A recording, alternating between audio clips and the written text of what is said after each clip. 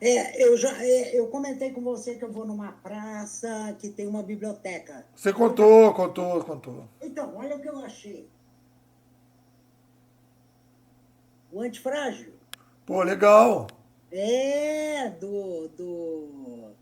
meu Deus, do Taleb. Isso aí. Olha, já estava lá. Eu falei, olha, né, já está. O Taleb, ele é um.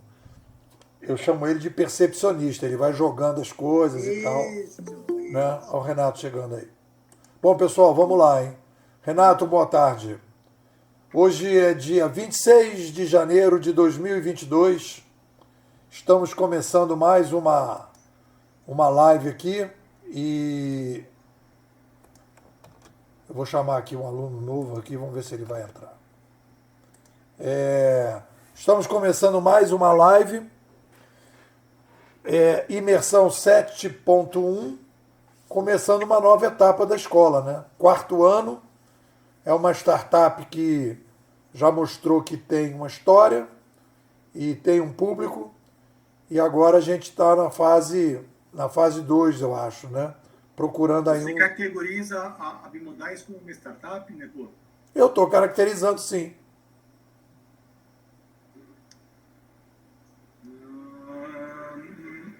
Eu acho que não cumpre os requisitos de uma startup, tá? Por quê? Porque a startup, ela apresenta um crescimento de triplicar o crescimento nos primeiros anos. Acho que é triplica, triplica, dobra. Você está Característica de falando. uma startup, ela tem uma curva exponencial de crescimento. Então vamos. O que a gente tem aqui é um grupo seleto de estudo que emula uma escola pitagórica. A gente tem uma coisa no perfil qualificado. O que a gente pode fazer são ações, a gente como se fosse um think tank. A gente é elite, por padrão. O que a gente pode fazer é criar uns modais 2 na forma de startups, que a gente faz o quê? Presta consultoria como um think tank, para a criação de negócios exponenciais. Aí sim. Mas a Bimodais não entra como startup. Eu, no Brasil, sou uma das pessoas que mais entendem desse assunto. Ok, Renato, mas olha só. É que você está definindo uma startup, né, de uma determinada maneira, e eu acho que é interessante essa discussão, porque eu digo que toda vez que a gente começa a conversar e dialogar sobre um determinado conceito, quase 99% das vezes é porque aquele conceito precisa de adjetivos. Então você está totalizando uma visão de startup e eu tenho uma visão de adjetivar. Então vamos lá. A Fernanda tem uma startup também, na minha opinião. Então vou explicar qual é a minha visão de startup. O meu conceito de startup. Calma. Conceito de startup. Startup é um empreendimento que uma determinada pessoa faz em que ela lança um produto no mercado, um serviço, uma iniciativa, e ela tem várias possibilidades e adjetivações. Então eu vou dizer quais são as que eu acho. Você tem startup micro, meso e macro. São 3 tipos. O cara, por exemplo, ele diz assim, vou criar uma startup de vendas de orgânico, mas eu quero ficar pequeno, eu quero só vender aqui para o meu bairro. Então é uma startup, micro startup, que tem uma ideia, é o adjetivo. No mesmo saco, MEI, eu presa, e a empresa e eu presa. Você é uma eu presa. Então você não é uma startup. Não, eu acho legal chamar de eu preso. Vamos ver aqui. Não, isso é clássico no mercado. Você é uma eu presa. Eu presa não é uma startup. Renato, querido, mas nós não somos clássicos, né? Não, eu estou falando assim, é que nessa área, literalmente, poucas pessoas no Brasil conhecem mais que eu. Eu não estou querendo falar arrogante. Claro. Literalmente. Mas se você conhece tanto, também ouça o que estamos querendo dizer, né? Uhum. Se você entender que startup tem a ver necessariamente com inovação, e eu acho que tem, eu acho que não existe startup que não esteja ligada à inovação, senão é uma empresa. Uma empresa, estou criando uma empresa. Então, se a maneira como ela age é uma maneira, por exemplo, que aplica o método em startup enxuta, por exemplo, ok?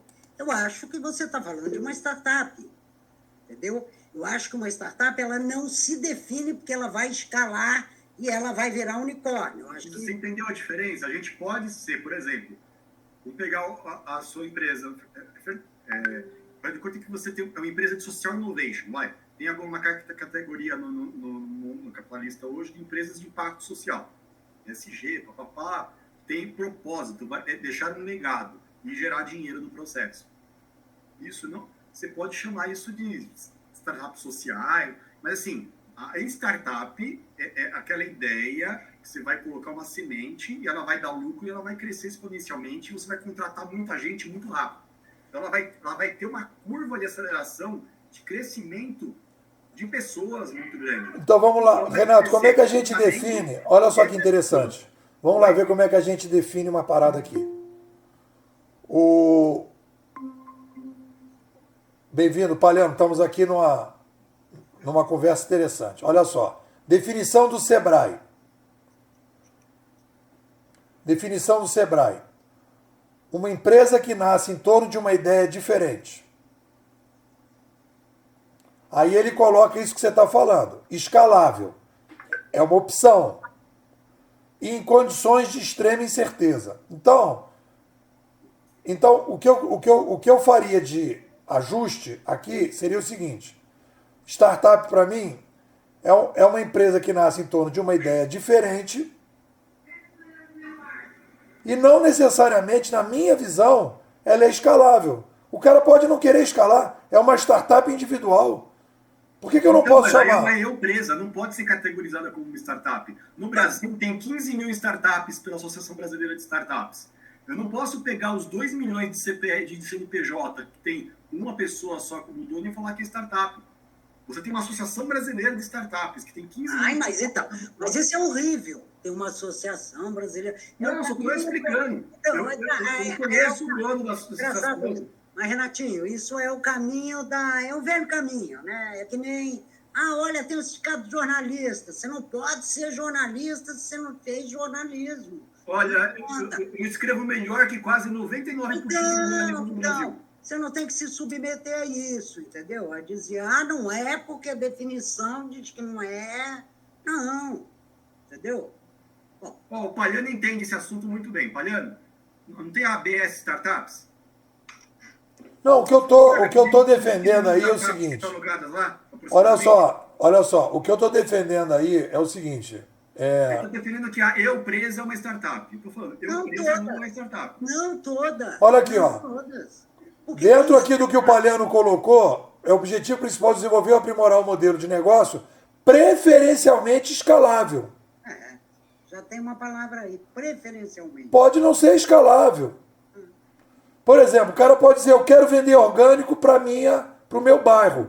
Aí você vai dizer, não, isso não é uma startup, isso é uma MEI, né?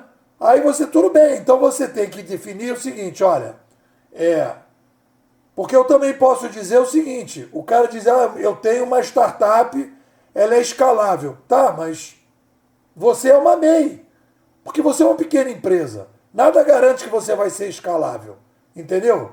Então eu acho que aí voltando aí para o ponto original, para a gente começar, né, a brincadeira, então eu digo o seguinte, eu considero a Bimodais uma startup. Então vamos lá, vamos definir bem precisamente. Uma startup individual. Hoje, inclusive, nesse artigo que eu estou publicando amanhã, sobre o livro do Gustavo Caetano, eu estou dizendo o seguinte, ó, eu estou aqui pegando aqui Eu conheço o Gustavo. Pois eu estou aqui pegando aqui Você tem o zap dele? Não. Então, eu tinha do sócio dele, mas faz tempo que eu não falo. Então, olha só. Eu queria fazer uma live com ele. Então, olha só. Eu acho que eu tenho ele no LinkedIn. Deixa eu ver se eu pego aqui. Então, olha só, deixa eu te falar uma coisa. Blog, posts, pegar aqui o texto que eu estou trabalhando. Aqui está aqui ele aqui. Então, olha só, eu estou trabalhando aqui, deixa eu trazer ele para cá, para essa tela aqui. Então, eu estou trabalhando aqui com o conceito. Primeiro grau dele, posso mandar mensagem para ele se você quiser. Não, eu vou fazer contato com ele, que eu quero falar do artigo, quero falar, ver se a gente bate um papo. Então me manda um textinho que eu mando para ele. Eu sou contato de primeiro grau dele. Beleza. Se ele não me atender, eu vou fazer esse recurso. Olha só. Os empreendedores renascentistas das ações. Olha aí, Palhano. Isso é o artigo de amanhã. Os empreendedores renascentistas das ações. Gustavo Caetano é um empreendedor renascentista de ação. Ele está propondo mudar coisas na maneira de agir.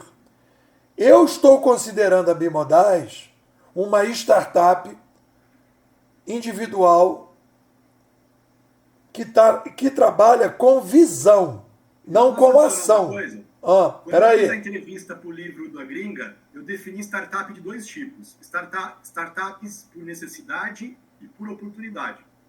Tudo bem. Empreendedorismo por oportunidade e por necessidade. Tudo bem. Então, olha só. Então, é uma startup individual, quer dizer, eu não tenho perspectiva de escalar, não quero escalar, não tenho essa perspectiva, posso crescer, mas não quero escalar, não quero ser internacional, não quero ir para a América Latina. Eu acho que o que a gente tem, aí eu vou falar um pouco do que você falou, de um grupo pitagórico, né?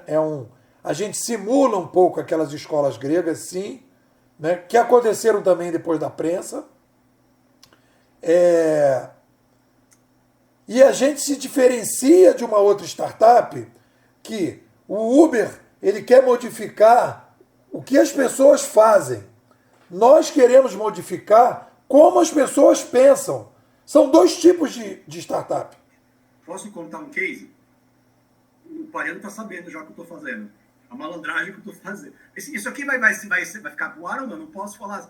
Não, está sendo gravado, vai entrar no ar, sim. Então eu não posso falar aqui. Então tá. O Palhano não é para falar. Então, olha só. Eu acho que assim, o conceito de startup foi uma coisa que foi mudando com o tempo, né? Se você pegar a definição do RIS lá, eu acho que ele estava mais ligado a soluções que vão trabalhar em mercado de incerteza e com base tecnológica, geralmente, com inovação, com características disruptivas e escaláveis. Mas eu acho que esse termo ele foi meio que sofrendo mutações, né, ao longo desse tempo. Já são quantos anos lá se vão?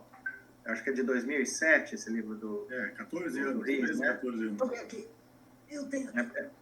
por aí, eu acho. Então, isso foi meio que adaptando. Na minha concepção, acho que se você tem uma ideia nova e ela tem um potencial, vamos dizer assim, inovativo grande, pode dizer disruptivo, se for o caso, você pode considerar uma startup. E tem um cunho tecnológico. Eu acho que é difícil você falar que você vai comprar uma chácara, plantar chuchu e dizer que é uma startup só porque é nova. Né? E porque você usa um computador lá para contabilizar a safra. Isso para mim não é uma startup. Não. Agora, se você está... Mariano, só uma coisinha. 2011 o livro. 2011. Né? Legal, obrigado. Não, olha só, o que eu acho que é interessante aí, Fernanda. eu acho muito legal esse papo que a gente está tendo, que é o seguinte, que a gente precisa definir o que nós consideramos startup. Não quer dizer... Mas só para concluir, né, eu acho que o termo principal do startup, o start, quer dizer empresas que estão começando, tá? Não. A tua empresa não pode ser uma eterna startup. Não, então olha só. Eu acho que é o seguinte... Não, ela pode... E aí também é uma discussão interessante, né? Se ela pode ou não ser uma eterna startup. Porque olha só, o que eu acho que caracteriza, e aí eu concordo contigo, Palhano, o que eu acho que caracteriza o que a gente vai chamar de startup, porque se a gente pegar esse negócio, uma empresa que está começando, eu precisaria de adjetivo. Que eu sempre falo, o problema sempre são os adjetivos. Sabe qual é o livro que eu estou lendo agora? Eu estou lendo o livro do Goleman, sobre inteligência emocional, indicado pelo Gustavo Caetano. Qual o nome do livro? Inteligência Emocional. Não é exatamente esse, mas é um livro que ele escreveu depois. Está sendo interessante, né? Está sendo interessante, porque eu acho que existe uma deficiência dos empreendedores brasileiros em poder lidar com o seu próprio conhecimento, né? Com a sua felicidade, etc. Então, olha só, se startup é uma empresa que está começando, a gente precisa de adjetivos. Então, você poderia dizer que você tem startups tradicionais e startups disruptivas, ou startups incrementais e startups disruptivas. O cara vai fazer uma granja de chuchu, ele está fazendo uma startup, porque ele está começando uma empresa. Só que é uma startup, como o Peter Thiel sugere, é de 1 para 1, é incremental. Sim, então, pensa o seguinte, você seria mais ou menos um instituto. É como se a Bimodais fosse um instituto de pesquisa que libera estudos, que provoca. Você vai formar empreendedores, você vai formar startupeiros. Se você tiver um estudo de caso aplicado, que vai virar um laboratório de empresas, aí você vai estar criando empresa mãe ou uma startup. eu acho todos os problemas, Renato, Palhano e Fernanda, todos os problemas dos diálogos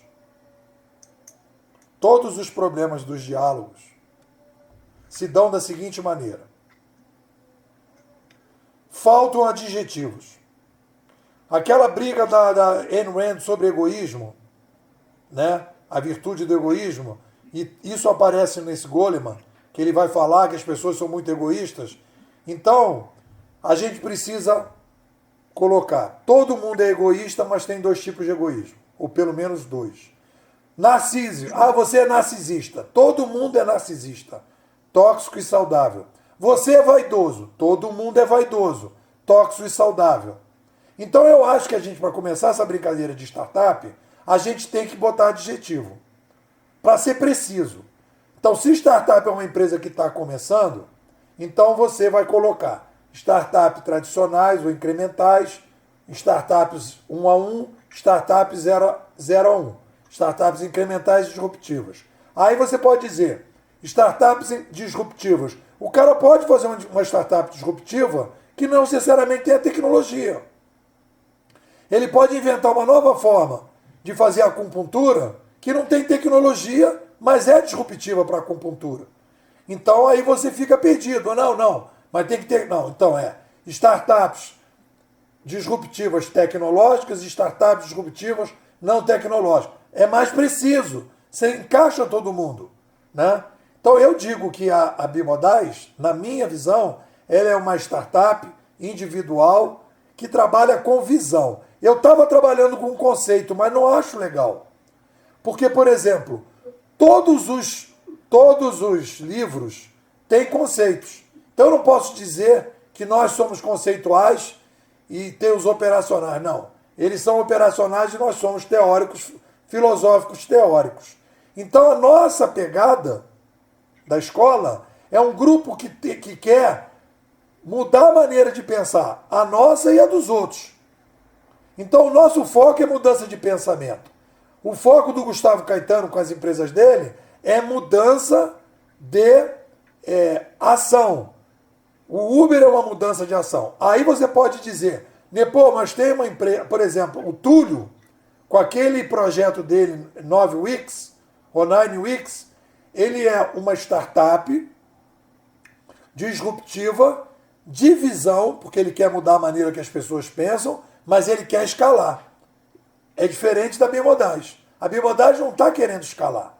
Eu quero ficar pequeno, poderia ter 60, 70, até 100 pessoas aqui na escola, beleza. Mas eu não tenho vontade de escalar, não tenho essa perspectiva. Pode, a partir daí, surgir coisas.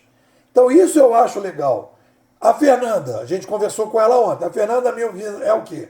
É uma startup individual, né, que tem como perspectiva, não é exponencial, não quer escalar, né, e ela quer mudar, né, a forma das pessoas pensarem e tem alguma coisa ali de ação que as pessoas vão, mas é a maneira de pensar, basicamente, em que a pessoa vai praticar ali uma nova forma, né?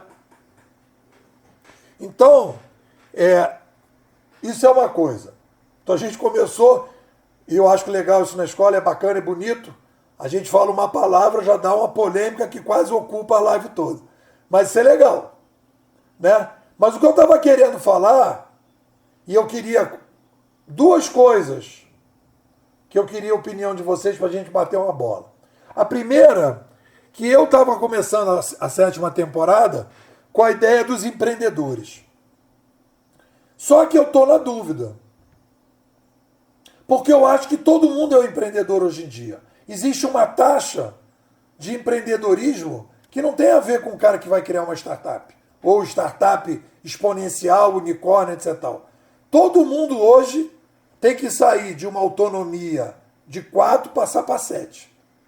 Então a gente tem um desafio civilizacional que é pessoas com a mentalidade de autonomia 4 que precisam passar para autonomia 7.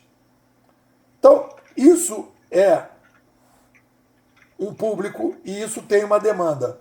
Isso eu acho que, quando a gente fala só de empreendedores, isso dificulta. Eu gostaria de começar a atuar de uma maneira mais ampla e não só porque a gente está chamando de empreendedores. Isso é uma coisa. A outra coisa que eu também queria consultar vocês, para a gente bater uma bola, eu estou lendo esse livro aqui do Gustavo Caetano e eu acho que se me deixarem, se eu pensar com calma, eu acho que eu tenho, para esgotar o papo desse cara nesse livro, eu acho que eu tenho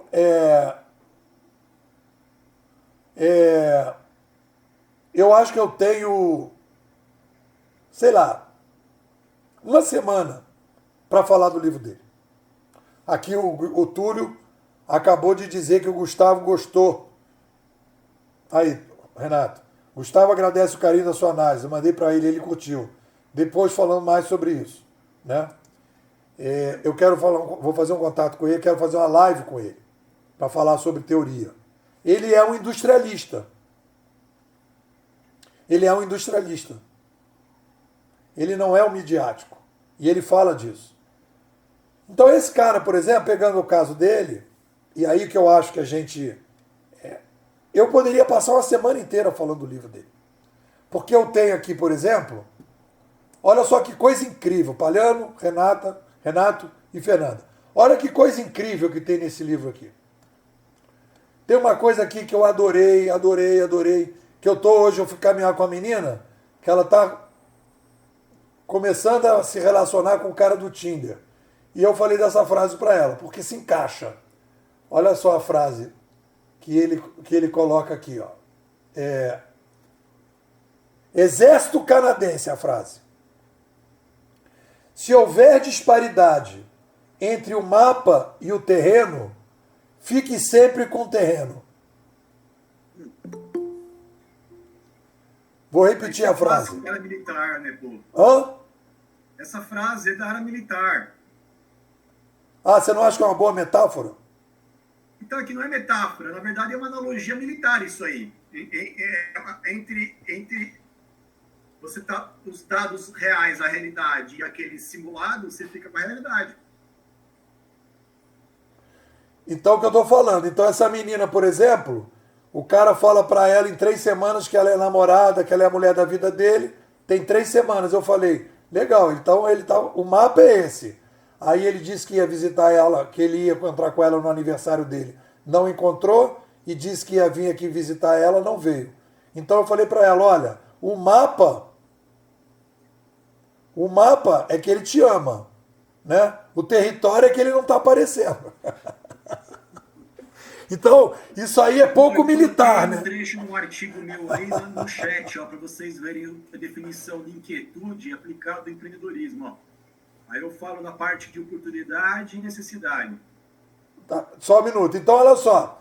Esse negócio dá para a gente trabalhar, é muita coisa interessante, né? Bom, então eu poderia passar. Uma possibilidade seria toda segunda-feira revisitar o artigo. Por exemplo, eu pego o artigo, falo dele hoje, por exemplo, amanhã é quinta. Quinta que vem eu falo de novo, quinta que vem eu falo de novo, quinta que vem eu falo de novo. Ou eu me dedico um tempo, uma semana, para esgotar aquele livro. Estou na dúvida em relação a isso. Realmente estou na dúvida.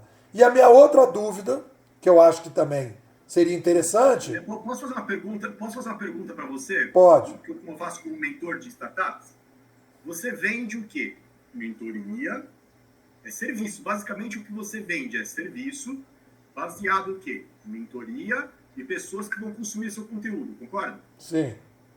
Você tem uma limitação de throughput, de vazão, que você consegue fazer um áudio por dia, o seu tempo é limitado, e você permite o quê? Você conseguiria ter escala se você conseguisse alcançar mais públicos em mais plataformas. Então, você tem uma limitação por design, então você é um serviço. Você entende essa questão? Porque quando você fala de dicas, você tem que entender, se você não tem uma plataforma bimodal que permite fazer um marketplace e não sei o quê, isso sim seria uma startup. Você entende essa questão? Entendi. Não, mas a questão que eu estou colocando são duas. A primeira, eu botei futurismo para empreendedores. Só se eu entender empreendedores como qualquer pessoa. É uma pergunta. E a segunda, porque os empreendedores hoje, o que eu estou dizendo é o seguinte, qual é a sacada do 7.1? Todo mundo precisa passar de uma autonomia de 4 para 7. E aí tem um serviço que a gente tem que prestar para qualquer pessoa. Segundo, na análise de livro, eu vejo um potencial de trabalhar ele uns 4, 5 ou 6 áudios. Eu faria isso direto. Olha o último parágrafo que eu coloquei no chat. Ele descreve exatamente o que você está falando. Está do meu artigo que eu tinha. Renatão, deixa o Nepo concluir, daí a gente constrói. Então, são essas duas questões. Um livro, esse livro do Gustavo Caetano, daria para a gente decupar várias frases, decupar várias dicas que ele dá e tal, e deglutir aquilo, né? Para colocar os erros que ele tem teóricos e tal, babá, né?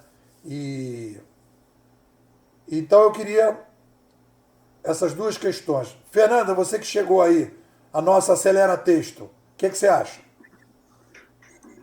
Não sei, não sei. Bom, esse negócio dos... Eu tenho dúvidas se essa coisa de, num certo sentido, todos são empreendedores. Porque às vezes, sabe qual é o meu medo, Nepo? É que seja um desejo da gente. Você deseja isso ou isso é real? Todos são empreendedores? Né? Eu vejo tanta gente que tem pavor da ideia de tomar qualquer iniciativa. Tanta gente que tem horror de trabalhar sem chefe. Então, é uma dúvida. Não, só um parêntese. O que eu estou falando é o seguinte. Todo mundo está vivendo esse mundo de aumento de autonomia de pensamento. Sim. Então, o que eu estou falando é de um empreendedorismo.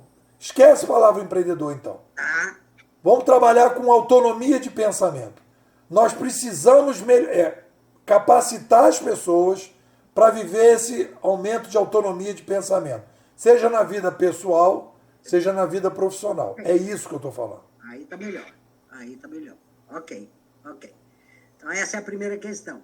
A segunda, essa pergunta que você fez, eu não entendi direito.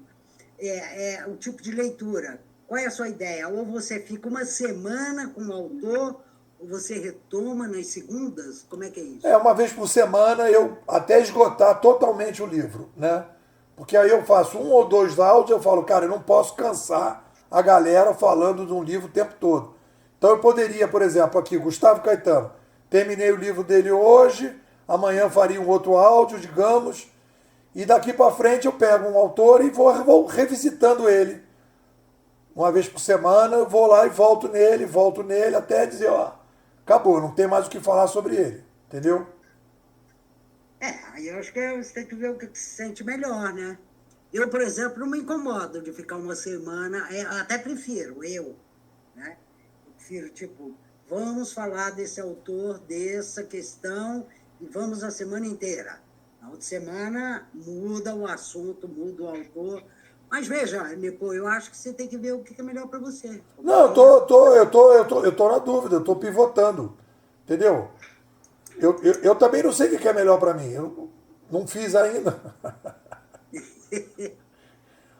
Pela ordem. Palhano, fala aí, o que você acha? Das duas questões.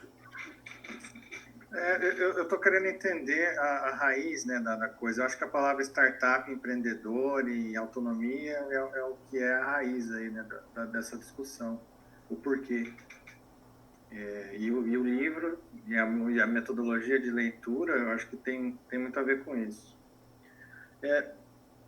Eu acho que, assim, quando você está procurando um público, e agora você definiu, né, que o teu público seria mais o cara inquieto que quer empreender.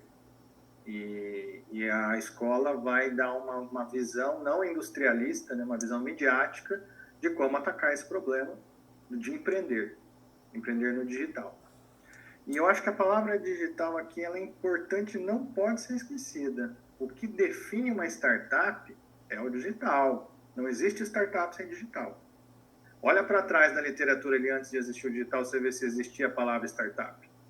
Ela existe no inglês. Startup significa iniciar, em inglês.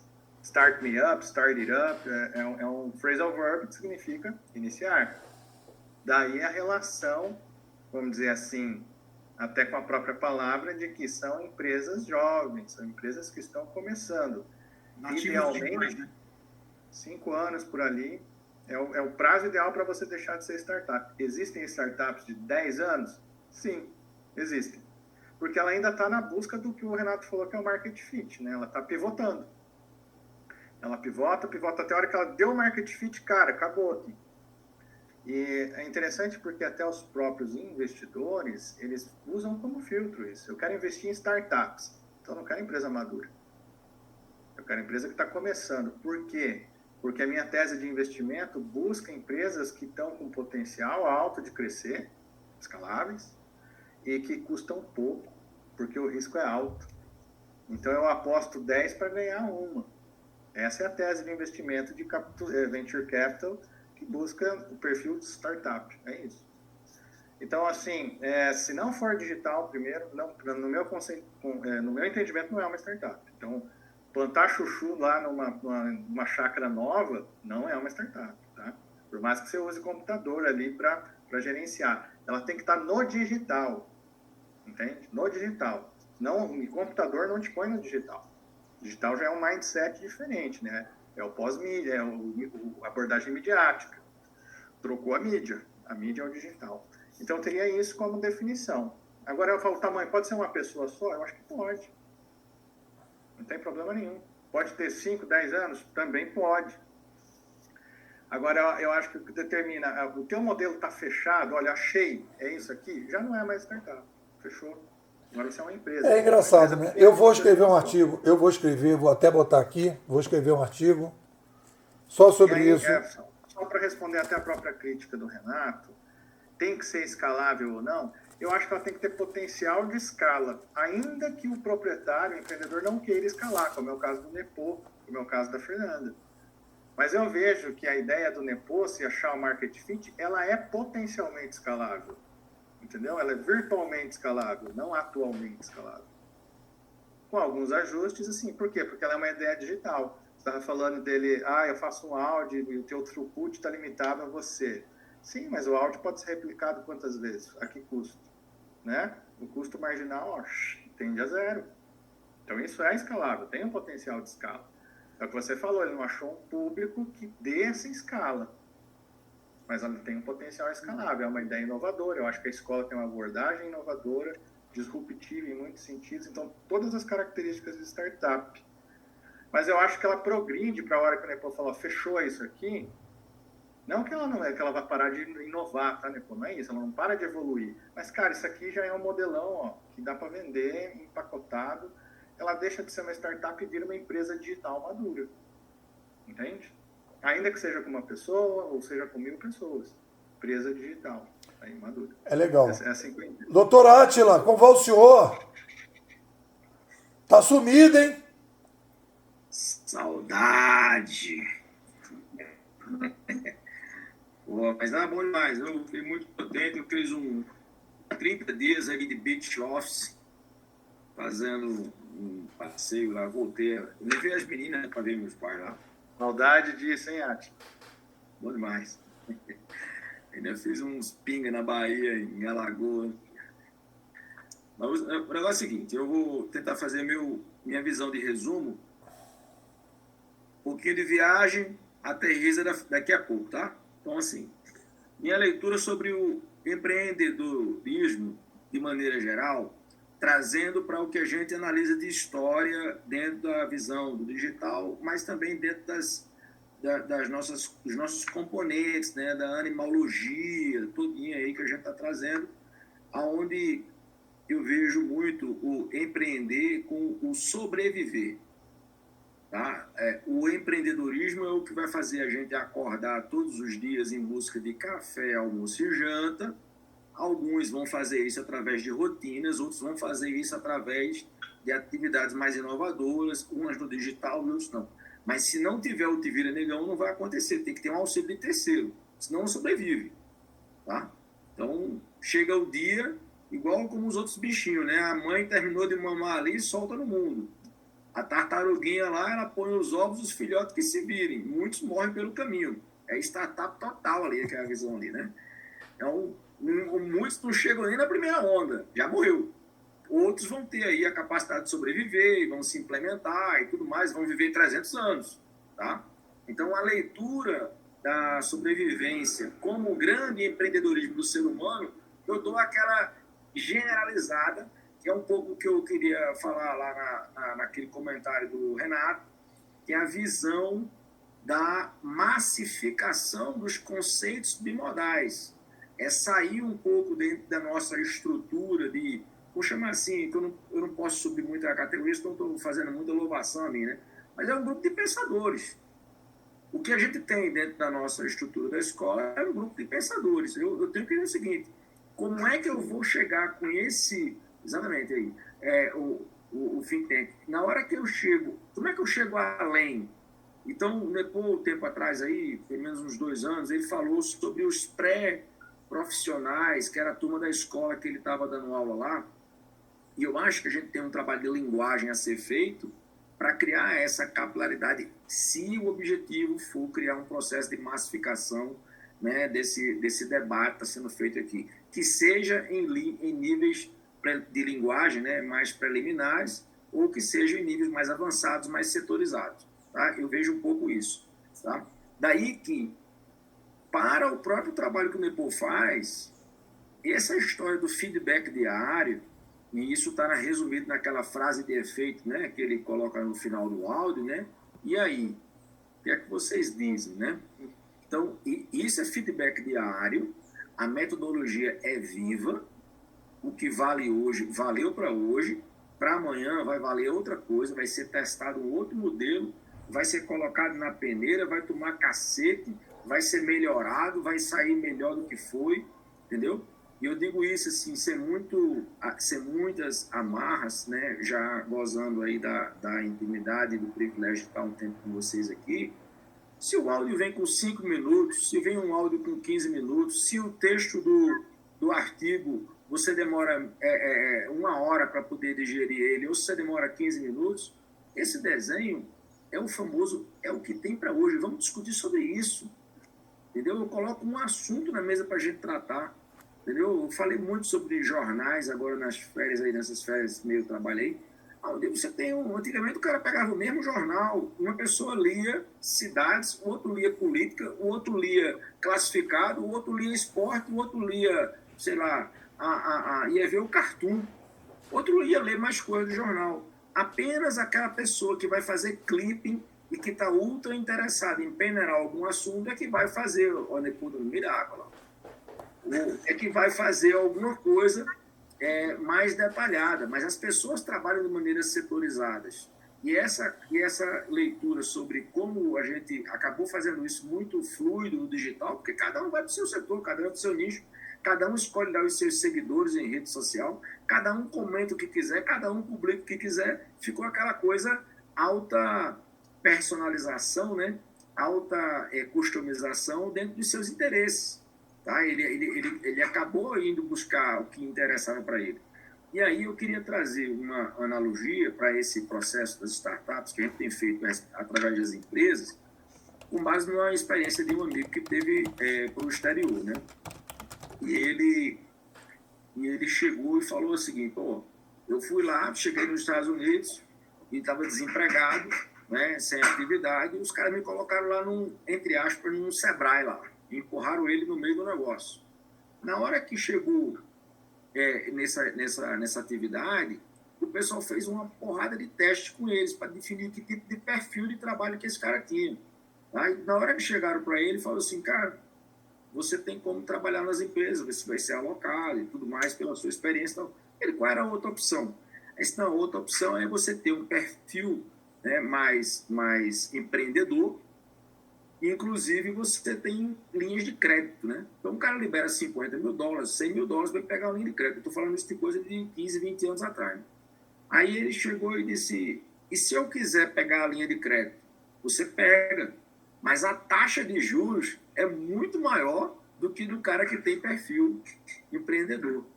Então, os caras estavam lá um pouco na frente e hoje a gente começa a ver isso com essas empresas hoje recebendo aportes financeiros, né? O Gustavo Carriconde todo dia fala de uma empresinha que ganhou 5 milhões, algumas 100 milhões, outras 10 milhões de aporte financeiro para gerar produto. Mas por quê? Porque a confiança, né, do perfil do empreendedor para receber o dinheiro e dar esse feedback para o investidor tem que ser muito alto. E ele só vai poder colocar isso se ele tiver a capacidade de arriscar. Não é nem a capacidade de acertar, né?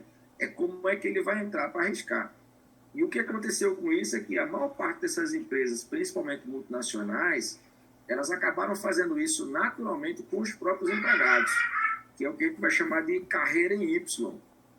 É deixar os caras com viés técnico crescendo numa carreira e deixar os caras com perfil gerencial que vão para a área de vendas, que vão para a área de expansão comercial, entendeu? Esses caras numa outra carreira gerencial e a carreira técnica. Um momentinho só, mas o perfil Y não é o de startup. O de startup é o T-shape. Não, sim, tudo bem, mas na hora que a gente está falando sobre que todo mundo vai entrar dentro do perfil empreendedor, eu estou usando essa leitura porque as novas startups, elas estão saindo com os caras do perfil técnico. E esses caras do perfil técnico estão aprendendo a parte negocial, a parte comercial mais rápido do que o cara do negocial, entendeu? Do que o cara do jurídico consegue aprender o técnico. E isso fez com que as novas empresas do digital, elas fossem totalmente fortalecidas, baseadas na estrutura do técnico. Do cara que domina o componente, do cara que domina o código-fonte, do cara que domina a estrutura que está por trás. Então, quem hoje domina as grandes empresas é o cara que domina o back-end. Entendeu? Então, eu comecei a dar uma geral em torno disso aí, porque eu não acredito no modelo fechado, um pouco isso que o Palhano falou, tá? Então, quem fechar o modelo e consolidar o modelo vai assumir um risco muito grande. Você tem que ter um modelo que tem dinâmicas, né? Que tem fluidez, que tem a capacidade de agilmente se reconfigurar, porque as leis mudam, as pessoas mudam, você tem rotação de regulações e você precisa de uma constante revisão, tá? Então, voltando lá para as leituras do Peter Drucker, lá onde a gente tinha que medir, né, o tempo todo, né, para poder gerenciar, modelo mais tradicional, mais pesado, mas a ideia não é essa, a ideia é você poder testar de maneira continuada a execução para saber se está no caminho de sucesso. É o teste contínuo, portanto, você não precisou ter que ajustar o mais rápido possível para manter a tua linha, né? E eu vejo muito isso, a capacidade da escola aqui com o Depô, de ter essa dinâmica. Se precisar fazer um ajuste metodológico por uma semana, por um dia, ajuste, no outro dia retoma. Isso aí é um processo muito, muito fluido né, principalmente para essa estrutura nossa de digital, né, onde a gente não tem muitas fronteiras fechadas, né? Nossas fronteiras são muito fluidas. Átila, até eu estou querendo, vou escrever um artigo aí sobre isso, que é o que é uma startup. E aí eu já me deu aqui a tua ideia, né? Adorei o que temos para hoje, né? Pode ser agora um novo jargão, né? É isso que temos para hoje, galera. É que nem o pica-pau, né? Aí tem aquele, né? Eu acho que era o Pernalonga, né? Que aparecia, né? É isso aí, that's all, people, né? E aí você diz, é isso que tem para hoje, que vocês dizem. E aí eu acho que tem o conceito aí, Palhano, é chamar de startupping, ING, né? Quer dizer, então você na verdade não é uma startup que eu estou começando, eu estou sempre recomeçando, né? É a coisa da... Você ter uma mentalidade de startup é algo desejável. Mas, assim, isso tem implicações até legais, gente. Por exemplo, tem uma lei de startups na Itália que determina, por lei, que uma startup é só até 5 anos. No Brasil, o marco legal da startup definiu como 10. Isso é lei. Então, se você se apresentar como uma startup de 11 anos, para eles você não é. Isso implica no quê? Você não consegue se beneficiar das leis da startup, porque para eles você já não é mais. O que eu digo é o seguinte, olha, galera, isso aqui na escola às vezes é recorrente. Existe, e aí a Fernanda até estava falando sobre isso no início. Eu acho que existe conceitos e a gente está aqui exatamente para questionar os conceitos. Aquilo que está definido pode ser questionado. Isso é uma startup das visões, né? Uma startup filosófico-teórica. É isso que eu acho que a gente é. A gente é uma startup da visão. Nossa missão é mudar a maneira de pensar. E a gente trabalha com conceito. Então, assim, startup é 3 pontinhos, porque o nego falou disso, não sei o que, a Itália disse, não, peraí, vamos definir, vamos colocar startup no laboratório, essa palavra startup no laboratório, vamos botar na bancada, vamos colocar para rodar na bancada. Então vamos lá. Depois, você pode se chamar de laboratório de startups. Beleza, mas olha só, vamos rodar, vamos colocar no nosso laboratório, o nosso laboratório que analisa todos os conceitos, galera, que eu analisei, todos eles só conseguiram se adequar, e eu vou escrever isso nesse artigo aqui do Startup, eles só conseguem ser mais precisos quando a gente adjetiva. Então eu já digo para vocês que a gente vai ter que chamar de startup tradicional, incremental, startup disruptiva, startup exponencial ou escalável, startup não escalável, startup micro, meso e macro, e aí a gente vai definindo startup tecnológica, não tecnológica, e aí com isso a gente define tudo. O que é uma startup? É uma empresa nova que está começando, e aí eu digo para ele, meu irmão, é individual ou você tem uma perspectiva micro, meso ou macro? Eu tenho uma perspectiva meso. Eu tenho uma perspectiva macro. Ok. Ela é de ação ou é de visão?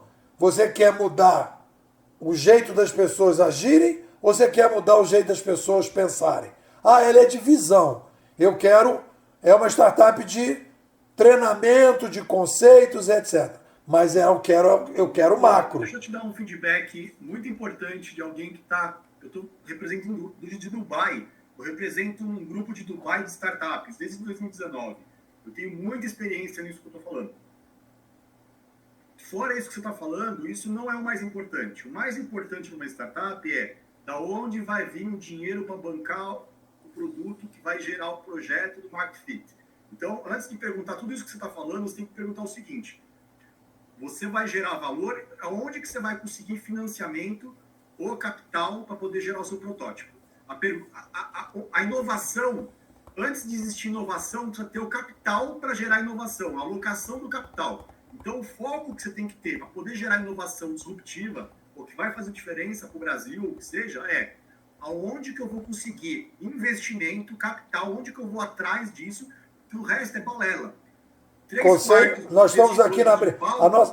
A nossa briga aqui é o seguinte: os conceitos são exógenos ou os conceitos são endógenos, né? Então aí a gente trabalha na ideia de que se o conceito exógeno está aí, a gente não pode criar um conceito endógeno. E eu estou defendendo a ideia de que a gente pode questionar tudo isso aí que está sendo dito. Em que a gente pode criar um conceito muito mais preciso e não precisa dizer, não, startup, porque aí você diz assim, startup é o que eu defino como startup. Então, se você não tiver um capital, não é startup. Então, você está definindo desse jeito. O que eu estou dizendo é o seguinte, é mais amplo, é mais personalizado se eu adjetivar e dar para as pessoas adjetivos para que as pessoas possam incluir a sua maneira de pensar, a sua startup. Aí você vai dizer, é uma startup de visão ou de ação? É uma startup micro, meso ou macro? É uma startup uma startup em que a gente vai ter uma startup que a gente vai ter investimento externo ou não. Então tem várias possibilidades. Eu vou fazer um mapa mental muito bonito, viu, Átila? Muito colorido, e vou dizer, olha, a proposta que o Nepô está fazendo para a Bimodais, para os think tanks da Bimodais, que startup seja considerado dessa maneira. As pessoas podem dizer, não gosto, vou continuar pensando do meu jeito. Sem problema. Mas tem que ter um conceito endógeno. Nós não temos um conceito endógeno. A gente está aqui discutindo, e tudo são conceitos exógenos. A gente aceita o que o pessoal diz. Ah, o pessoal disse, então é isso. Se está aí vindo no mercado, já validou. Não, se fosse assim, a gente teria aceito uma série de conceitos que a gente questionou. Então, como é que é um conceito endógeno? A gente bota o conceito no nosso laboratório e trabalha em cima dele. Fala, Átila. Os caras fizeram um bocado de leis lá nos Estados Unidos para poder impedir o tal do visto lá, aquele selo verde que eles têm lá que permite a pessoa trabalhar lá. Todas as empresas de TI burlaram esse green card, né? Burlaram o green card. Era para ser como se fosse assim, 5 mil profissionais por ano, estava chegando mais de 100 mil. Tá?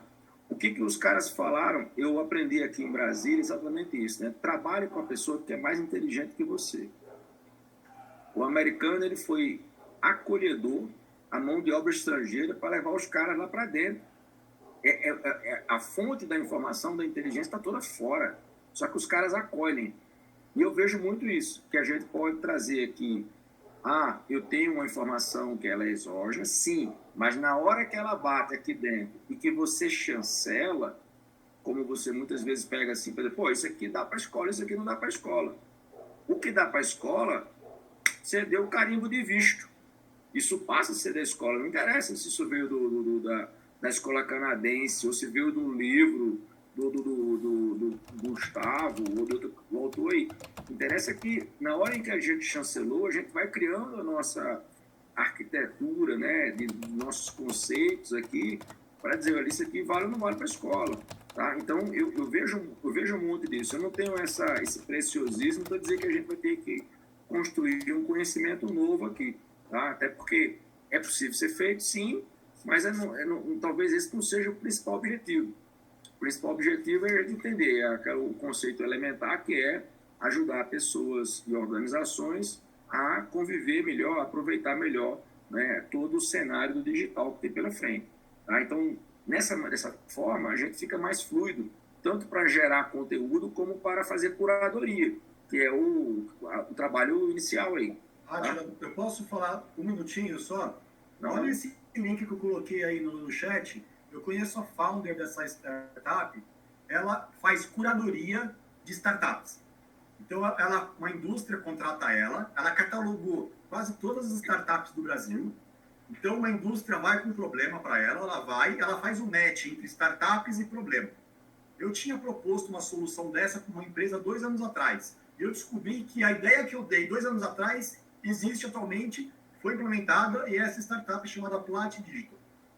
Então, o que eles fazem? Eles fazem uma curadoria das soluções do mercado e oferecem o quê? Uma consultoria ligando um problema de uma indústria e mapeiam um projeto, uma esteira, eles colocam várias startups para resolver um problema de negócio. A solução deles é escalável. Por quê? Porque eles têm uma plataforma que faz esse match. O processo é inteiramente digital e existe uma gestão do conhecimento coletivo. Por quê? Porque você tem todo um mapeamento de curadoria da solução. A Bimodais poderia ser algo do tipo?